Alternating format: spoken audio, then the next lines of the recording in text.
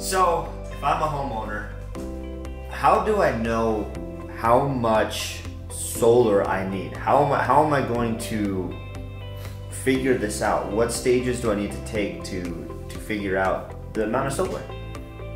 I'd say just go to our website, solarwholesale.com.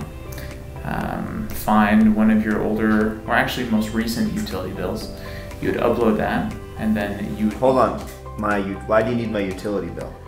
Well, we want to see what you've used in the past month when it comes to your energy, right? Because what we want to do is we want to size a system for you that should give you 100% offset, give or take, of all of that energy use that you used in the past year. So you're completely covered. So does it state somewhere on my utility bill? Is there something I need to look for?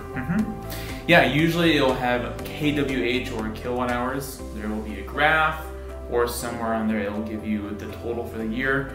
That's what we're looking for. We're looking for the past 12 months worth of kilowatt hour usage so we can size that system appropriately. Okay, so can I just get an estimate by saying I want 24 panels? Absolutely.